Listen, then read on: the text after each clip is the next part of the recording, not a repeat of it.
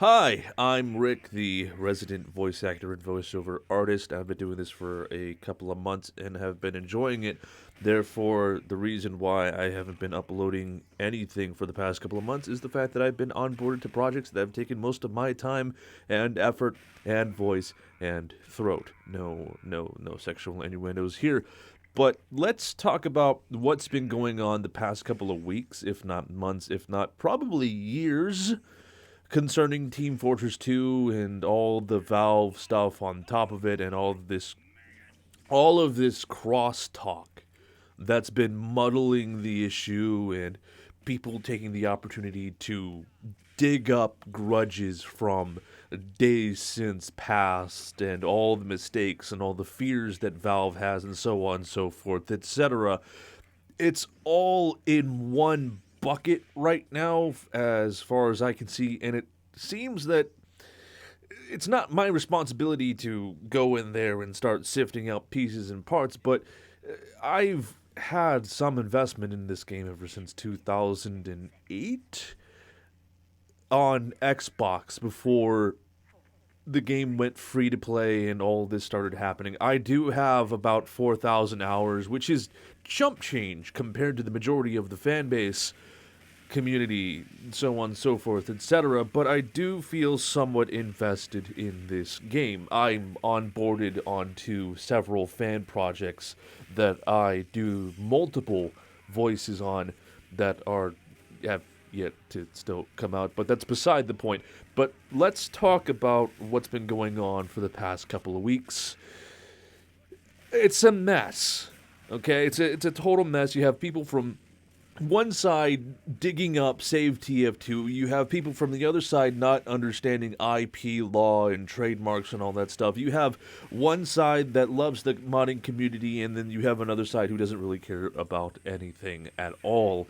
So you have all of this crosstalk punching into each other, and as a certified normie who works a 9 to 5, actually works a 12-hour a day job, to set myself in, it's confusing. And if it's confusing to me, and I deem myself a very literate, smart person, what mess jumble of words could be seen or heard or thought or imagined of for the non-certified normie who does work a 9 to 5 job, who has zero investment into Valve or the politics thereof.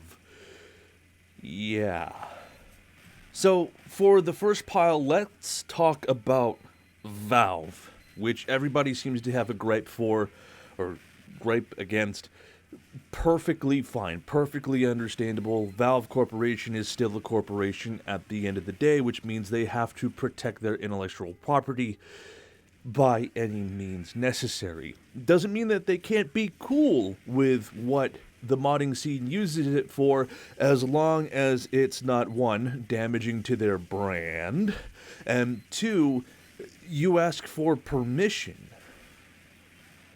This brings up to two games that got the axe, TF2 Source 2 and Portal 64.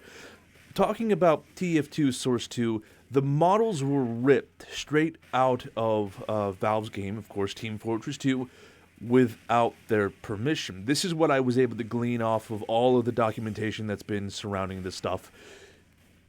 That's a no-no. That is a no-no.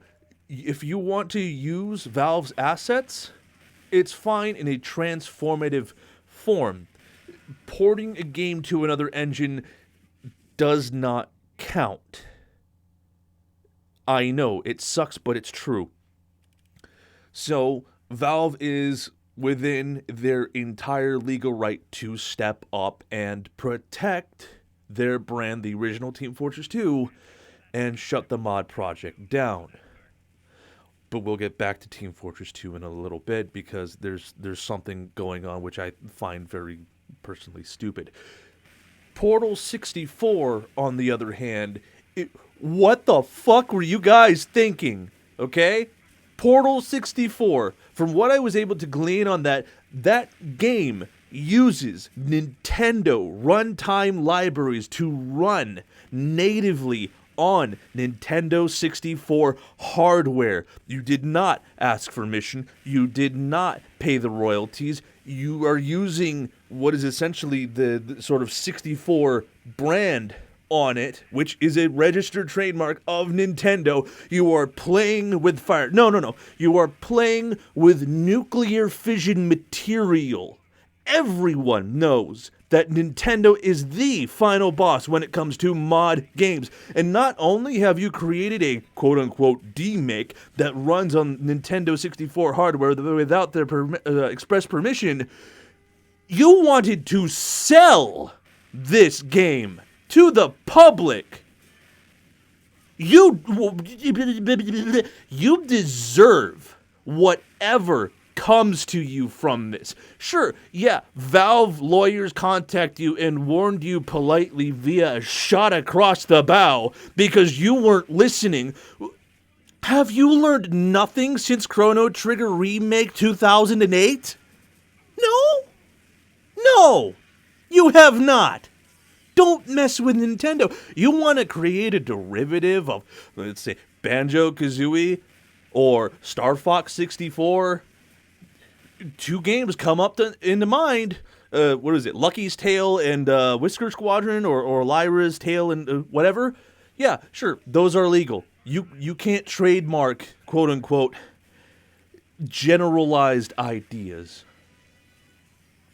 But to use registered software, basically, without permission, without contract, without royalty paying, Valve did you a favor. Because even if they were on your side on this one, even if they gave you express permission to use Portal assets, the name, story, so on and so forth, etc., you would be fighting a losing battle, and you would deserve to. You would deserve to. Because nobody messes with Nintendo. Other corporations huddle in fear from Big N. And it's deserved. But anyway, let's talk about Team Fortress 2. Ooh, Team Fortress 2, lovely. The world's greatest, most popular hat trading simulator this side of Timbuktu. Yeah, I've created a video about this on my previous channel before I nuked it, called it was something like Valve doesn't care about the community anymore, or something along those lines. It was clickbaity. It was all that stuff, but it basically went over a couple of things that concerning the Save TF2 hashtag that community doesn't really understand, is that not playing the game, quote unquote, doesn't affect Valve in any way, shape, or form. Because there are going to be people who are going to be still paying on not only the game's community market, TF2 community market, but also Steam's community market. Steam takes a cut. Valve takes a cut from whatever is sold on the Steam community market. You wanted to buy Genshin Impact traded items. I don't even know if that's sold on the market. Valve gets a cut. They don't care. They don't care. Banana shooter game item trading, Valve takes a cut. Genshin Impact trading, Valve takes a cut. Diablo, Overwatch trade. I don't think Overwatch does trading. I think they should, but whatever. Valve still takes a cut. Whatever's on the market, Valve takes a cut on. They don't care. For you to have any impact whatsoever, you would have to stop not only using the game's in-game economy, but also Steam's in-game economy. Which means not buying stuff within the game, not trading stuff within the Steam market, not using keys, refined buds, whatever, as a means of trading currency. Buying games off of Steam. I know it's tough. The winter New Year's sale is on, and you 30% off of Mountain Blade 2. God damn. But you have to. You have to stop paying. But That's half of it. That's the stuff that we can do, right? This is the stuff that we are able to do via our wallets by voting in our wallet, voting with our wallet. Sorry, I'm rambling here, but let's talk about the other side. Let's talk about the other side of the mess that is Team Fortress 2 code, game, and all. This game, this engine, is basically almost 2 decades old. And I've said it in the previous video that got nuked. Valve's ready for this game to stagnate and die. They are. They thought that they would be able to run this game forever and a half until, 2017, the Meet Your Match update, which ruined everything. And a lot of people are saying, there's sirens in the background, but I'm still going to go. A lot of people are like, well, it's spilt milk and all that. You don't understand the backlash that happened during the Meet Your Match update when they added sort of casual competitive. That made Valve scared to do any updates, so on and so forth, whatever, concerning the community past cosmetics, maps, and V-script game modes. The ripples of asking the competitive community for balance changes only to be screwed over by that same partial community, that left a sour taste in not only our mouths, but Valve's mouths as well. And you would see all of these changes that would go up to that point, and then the change of what was added in after that.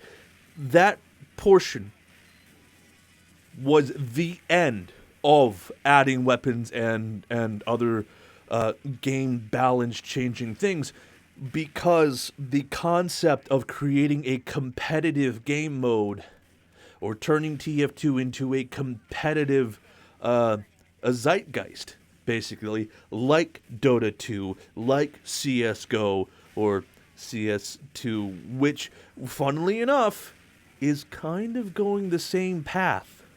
They're very, I wouldn't say afraid, but very particular in what they're doing. Yes, they're learning how to basically rebalance things akin to the sort of steps and falls that they've had over the first couple of years of CSGO, but they're taking the lessons that they've had to understand in 2017's Meet Your Match update to apply that into a game and hopefully not make the same mistakes. Could TF2 use new weapons and the new balance changes? Yes. Could the game levy V-script to its most potential, and could MVM get the love that it deserves along with the community with it? Yes, it could. But they're not. Well, first things first, the game is spaghetti code. I mean, if you were to go into the code itself and start picking apart pieces and whatever, you would find Chesterton's fences? Chesterton's fences all lined up, made out of coconut.pngs. It's a mess. It was built on basically a 20-year-old engine slapped upon. If you were to look at, let's say, the Quake engine, right, you would actually see little bits, parts, and pieces concerning what was it? The quick inverse. Quick inverse fuck, I can't even remember the name, but basically it allowed negative vertices on the fly, right? Quick inverse -1. John Carmack created that, right, for I believe Quake. That was never touched, ever. There's a little blurb in there whenever there is a game that says, "We don't know what this does. Keep it in here, John Carmack." And it's existed. Now imagine that little blurb for Oh, invert square root. Fast invert square root, right? Now imagine that little portion of fast invert square root for the entire game. We don't know what this does. Don't touch it. John Carmack. The game.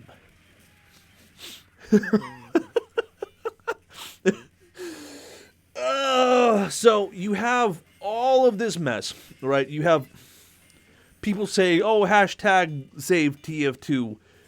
That's not possible, right?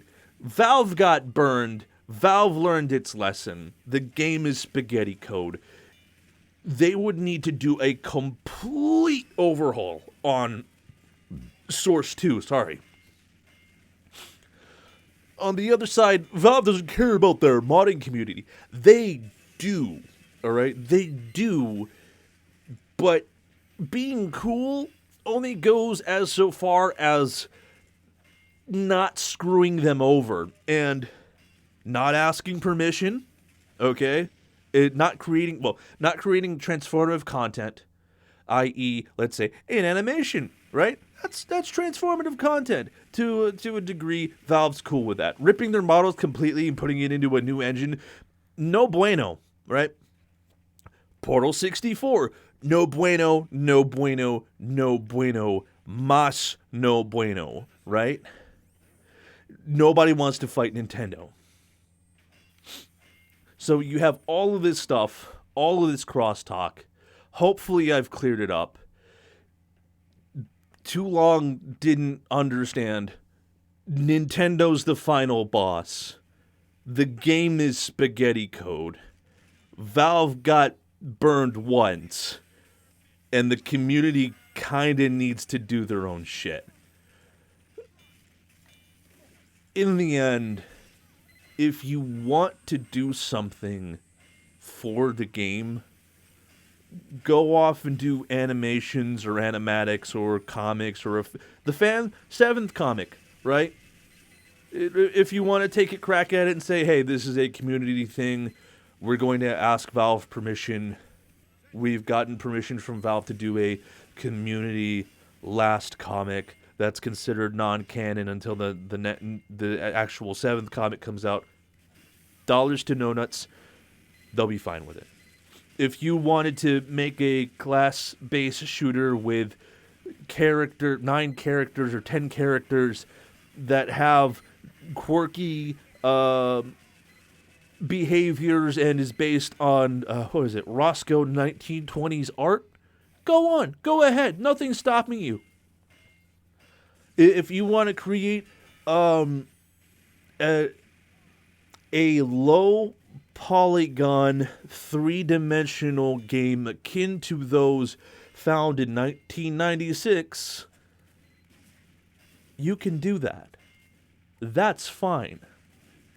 Art styles, I'm going to need to relook at it, but art styles are not they're trademarkable, but I don't believe they're copyrightable. So as long as they're transformative to it, it's a mess. Business law is a mess. I've only gotten like 2 years out of the 4 years I dropped out of that class because it was... Anyway, so that's it. That's all. Make your own games. I'll be happy to voice them. You can go off and put them on Steam and get money. If you want to run the nostalgia buttons and create your own isometric flying game or 3-dimensional rail shooter, go ahead.